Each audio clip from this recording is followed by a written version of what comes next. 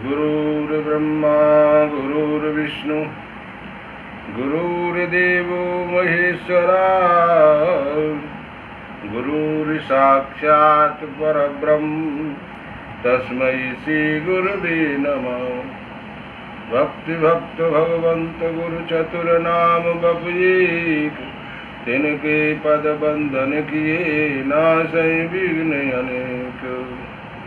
हंस चरण सिर धार के पुन सनकादिक आचार, श्री हरि व्यास प्रताप ते रसिक पदावलिसार। बोल सर्वेश्वर भगवान की जय। राधा माधव भगवान की जय। जय जय श्री राधे श्याम। आज जो हम लोग चर्चा करेंगे यानी भोजन के ऊपर, वैष्णव को किस तरीके से भोजन करना चाहिए। यानी हमारे यहाँ कहा जाता है कि जैसा खाओगे अन्न वैसा होगा मन, जैसा पियोगे पानी वैसी होगी वाणी। हमको किस तरीके से क्या भोजन करना है, हमारी आचार परंपरा में बताया है।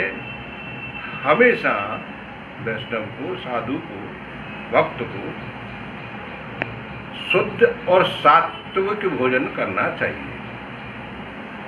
शुद्ध और सात्विक भोजन करने से क्या होगा तो तुम्हारा जो मन है ये स्थिर होगा, इसकी चंचलता कम होगी।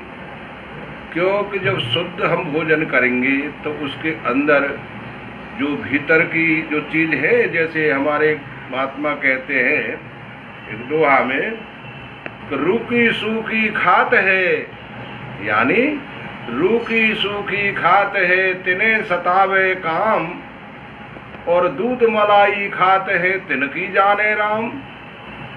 यानी जो रूखी सूखी बेचारे खा रहे, जब उनके ऊपर ये सब चीज आक्रमण करती है तो जो दूध मलाई खाते हैं और नाना प्रकार के जो खाते हैं, तो अब उनका जिम्मेदार कौन होगा। इसलिए भक्त को, साधु को यानी शुद्ध भोजन करना चाहिए। तो शुद्ध भोजन में अपना वही आहार है जो बिल्कुल एकदम शुद्ध है, जिसमें कोई भी चीज की मिलावट नहीं है। यानी भगवान का भोग लगा हुआ प्रसाद। अब तुम कहोगे कि भगवान का भोग हम सब समय कहाँ लगाएं, भगवान कहाँ मिलेंगे हमको। तो हमारे गले में तुलसी बनती है, इसका नाम है कंठी। और कंठी जो है वो हमारे कंठ से चुपट करके रहती है। इस कंठी का ऐसा नियम है कि कंठी जो है कंठ से चिपक के रहे, हीरा हृदय पे रहे। इन दोनों का अलग अलग वर्णन है। हीरा जो तुलसी का होता है वो हृदय पे यहाँ रहता है, और कंठी कंठ से चिपक के रहती है। हमारे महात्मा कहते हैं कि जो भी भक्त प्रसाद पाता है तो वो कंठी से चिपक करके जाता है भीतर, तो कहते हैं उसका भोग लग जाता है भगवान का। ऐसे भी कहते हैं। यही हो, कहने का मतलब है कि हमको शुद्ध भोजन करना चाहिए। जैसे यहाँ भागवत जी में लिखा है कि जो मनुष्य इस लोक में अपना पेट पालने के लिए जीवित पशु या पक्षियों को रांधता है, उसे हृदयहीन राक्षस से भी गए बीते पुरुष को यमदूत कुम्मी पाक नरक में ले जा करके खौलते हुए तेल में रांधते हैं। यानी ये 27 नरक है भागवत में 5वें स्कंद में। तो जो मनुष्य इस तरीके से जो भक्ष्या भक्ष्य खाते हैं उनके बारे में लिखा है तो उसको खौलते हुए तेल में डालते हैं। यानी उस हृदयहीन राक्षस से भी गए बीते पुरुष को यमदूत कुम्मी पाक नरक में ले जा करके खौलते हुए तेल में रांधते हैं। जो मनुष्य इस लोक में माता पिता और ब्राह्मण वेद से विरोध करता है, उसे यमदूत काल सूत्र नरक में ले जा करके बांधते हैं। इसका घोर घेरा 10,000 योजन का है। यानी कहने का मतलब है कि तो जो वेद के विपरीत चलते हैं, अपने धर्म के विपरीत चलते हैं, तो उनको भी ये भोगना पड़ता है। क्यों? यमदूत उसको कालसूत्र में बांधते, 10,000 योजन के लेते। भूमि जो है वहाँ की देखी बताई जाती है तांबे की है। इसमें तो जो तपा हुआ मैदान है वो ऊपर से सूर्य से गर्म होता है, नीचे से अग्नि के दाह से जलता है, और वहाँ पहुँचाया हुआ पापी जीव भूख प्यास से व्याकुल हो जाता है, और उसका शरीर बाहर भीतर से जलने लगता है। उसकी बेचैनी यहाँ तक बढ़ती है कि वह कभी बैठता है, और कभी लेटता है, और कभी झटपटाने लगता है, और कभी खड़ा होकर और कभी इधर उधर दौड़ने लगता है। इस प्रकार वह पशुओं के शरीर में जितने रोम होते हैं उतने ही 1000 वर्ष तक उसकी दुर्गति रहती है। यानी उसने जितने पशुओं को बलि दिया है व जो भी किया है उसने ऐसे सब, तो उतने 1000 वर्ष तक उसको वो नरक भोगने पड़ते हैं। यानी वो पुण्य का भागी नहीं रहा, फिर वो नरक का भागी हो गया, क्योंकि उसने जो किया वो तो भोगना पड़ेगा। ये भागवत में लिखा है। तो यानी इसलिए हमारे मन को कब्जे में करने के लिए भक्तों को यानी शुद्ध भोजन का ही आहार करना चाहिए, शुद्ध ही पानी पीना चाहिए, क्योंकि पानी जैसा पियोगे तुम्हारी वाणी भी वैसी हो जाएगी। देखा है कितने इनकी वाणी कितनी खराब है, महात्मन की क्या क्या बक देते हैं, क्या क्या कह देते हैं, क्या क्या करते हैं। भक्त भी ऐसे बक देते हैं, कुछ कुछ वाणी का संयम नहीं। इसलिए वाणी का संयम नहीं है कि उन्होंने वाणी का संयम किया नहीं है, उनके आहार विहार जो वो ठीक नहीं किए हैं। तो इसलिए आहार और विहार अपने ठीक करना चाहिए। ऐसे ही हमको अन्न कौन सा खाना है, कौन सा नहीं खाना है, इस पर विचार हमको जरूर करना चाहिए। जो हमारे खाने लायक नहीं है उसको नहीं खाना चाहिए, तब तो वो भक्ति कर सकता है। किंतु अब तुम भक्ति करो और नाना प्रकार के चीजन ने तुम इनको इस्तेमाल करो, ये करो, फिर तुम कहो भगवान नहीं मिल रहा है, फिर कहो कि बाबा ये हमको भोगना क्यों पड़ रहा है। कोई कहता है बाबा इतना कष्ट हमको क्यों हो रहा है, महाराज ये सब क्यों हो रहा है। तो यानी ये कष्ट तुमको इसलिए हो रहा है कि तुमने ऐसा किया है, यानी शास्त्र के विरुद्ध किया है तुमने। शास्त्र के विरुद्ध बहुत से गुरु मंत्र ले लेते हैं, बड़े बड़े दीक्षा ले लेते हैं उनको मंत्रों को। अब मंत्र तो ले लिया उन्होंने, अब मंत्र के आधार से उन्होंने उसका संयम नहीं किया। जस देवता तस पूजा, यानी जैसा मंत्र है उसकी वही पूजा करनी चाहिए ना।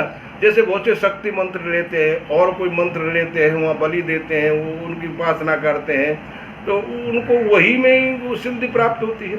ऐसे वैष्णव का जो मंत्र है वो वैष्णवी कर्म का मंत्र होता है, उसको वैष्णवता से ही वो सिद्धि लाभ होती है, तभी वो भगवान को प्राप्त कर सकता है, तभी वो भगवान की शरण में जा सकता है। और वैसे तो तुम ऊसर जामई तरण नहीं जामा, यानी ऊसरा जमीन में जा करके तुम धान चाष करो, गेहूं बो जा करके, तो क्या वह नोना जमीन में कभी खेती हो सकती है? नहीं हो सकती है उसमें। ऐसे ही तुमने भले मंत्र ले लिया गोपाल मंत्र, किंतु उसकी मान और मर्यादा और उसके नियम नहीं माने व उसके आधार से तुम नहीं चले, तो क्या वो उसको फल देगा और पाप देगा वो तो, क्योंकि उसका नियम है ये। क्योंकि जिस तरीके से जो चीज़ है उस गति से अगर चलते हैं और उसी से हम अनुष्ठान करते हैं, तो उसी अनुष्ठान को तुम उस विधि से करोगे तो वो अनुष्ठान तुम्हारा हमेशा फलीभूत होगा और वो अनुष्ठान तुम्हारा पूरा होगा। किंतु जिस अनुष्ठान को तुम कर रहे हो और उस विधि से तुम कर नहीं रहे हो, दूसरी विधि तुमने अपना रखी है, दूसरी गति से तुम चल रहे हो, तो वहाँ तुमको वो प्राप्त नहीं होगा, क्योंकि वेद के विपरीत हो गया, ये तुम्हारे संप्रदाय के विपरीत हो गया, जिस धर्म के तुम हो उसके वो विपरीत हो गया।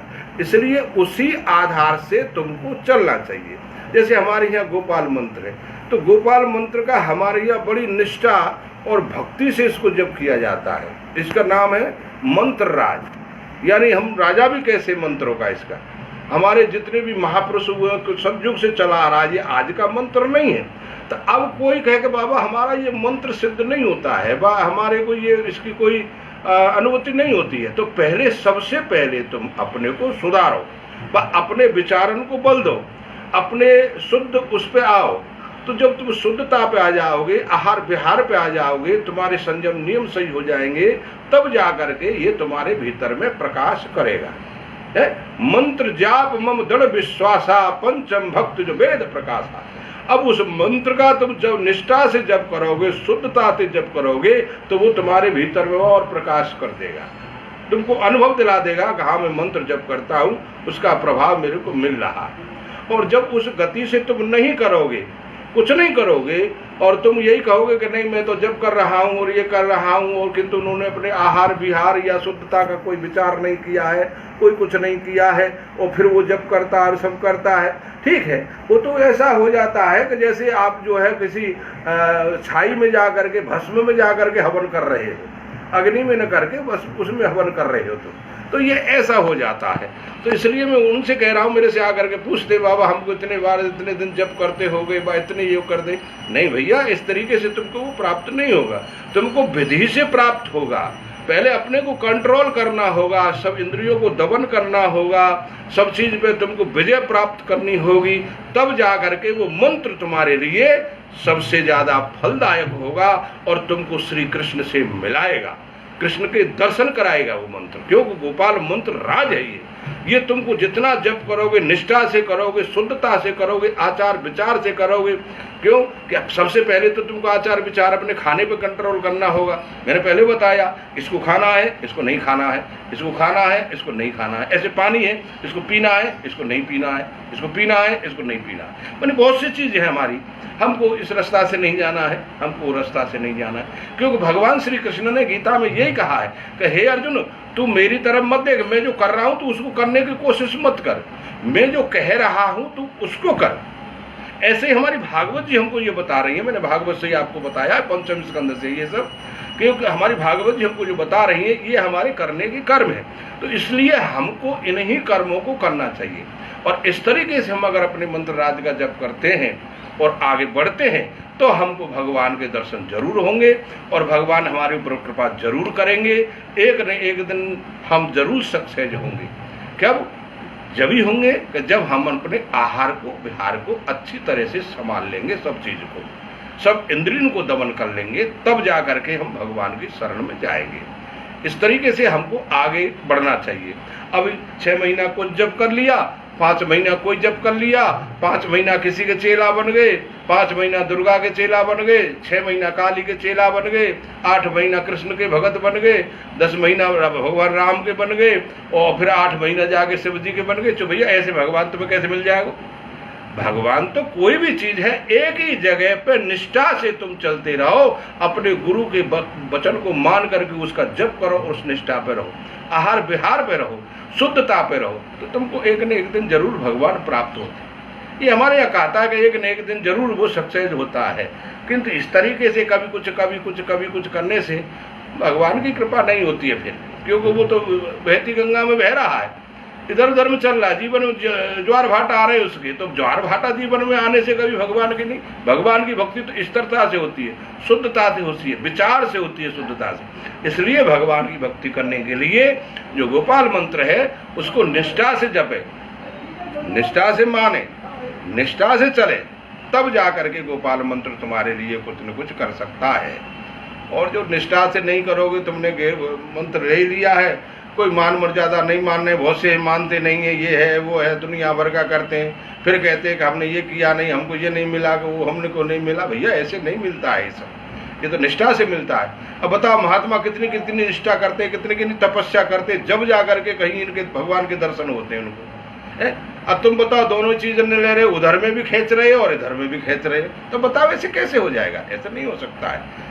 तुमको तो निष्ठा बनानी पड़ेगी, प्रेम बनाना पड़ेगा भगवान के प्रति, और प्रति जीव के ऊपर तुमको दया करनी होगी। दया धर्म का मूल है, पाप मूल अभिमान, तुलसी दया न छोड़िए, जब लगे घट में प्राण।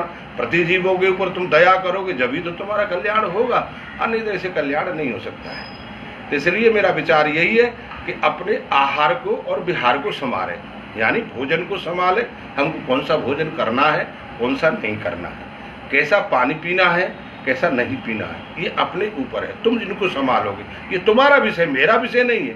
आप अपने आप ही अपने को संभालोगे, तभी जाकर के तुम कुछ कर सकते हो। किंतु ऐसा नहीं है कि अब संभाल तो नहीं रहे हो, तुम थोड़े से सुख के लिए दुनिया भर के दुखन को उठा रहे हो, फिर तुम कहो कि साहब ऐसा हो गया, ऐसा हो गया, तो उसमें तो और ज्यादा अपराध ही बन जाता है बजाय उसके भक्ति के। तो इसलिए उसको या तो फिर करो मत, और करो तो उसको निष्ठा से करो, तो एक न एक दिन तुम जरूर सक्सेस हो जाओगे। क्योंकि ये मंत्र हमारा कोई आज का नहीं है, ये तो सनकादिक मानी हंस भगवान से चला आ रहा है और आज तक चल रहा है, और उसी को हम लोग जप रहे हैं। इसी से कितने कितने महापुरुष हमारे हुए, भगवान के दर्शन किए हैं। देखो घमंड देवाचार्य जी ने भगवान के दर्शन किए, हरव्यास देवाचार्य जी ने भगवान के, ये गोपाल मंत्र से ही, तो नागाजी महाराज ने भगवान के दर्शन किए, का इसी गोपाल मंत्र से किए। तो इससे हम लोग सब कोई भी भक्त हो, कोई भी हो, साधु हो, वो गोपाल मंत्र का जो अधिकारी है, गोपाल मंत्र जो लेता है, तो अगर निष्ठा से वो करता है तो जरूर उसको प्राप्त होगा। और जो निष्ठा नहीं है, वैसे ही ले लिया और दुनिया को दिखाने के लिए कि नहीं हम ये है कि हम हुए, तो भाई ये तो मामला मेरी समझ में नहीं आता है। क्योंकि ये भागवत में लिखा हुआ है, भागवत में 27 नरकों के बारे में ये वर्णन किया गया है कि सबसे पहले अपना आहार जो है शुद्ध करना चाहिए, उसके बाद विहार शुद्ध करना चाहिए, तब तुम भगवान की शरण में जा सकते हो और भगवान को प्राप्त कर सकते हो। तो इसलिए मैंने आपको ये आज के आहार विहार के बारे में समझाया, जो तुम्हारा आहार है, भोजन है, कैसे तरीके से करना चाहिए और कैसे नहीं करना चाहिए, ये सब बताया। आज इस जगह पे यह खत्म होगा। बोल वृंदावन बिहारी लाल की जय।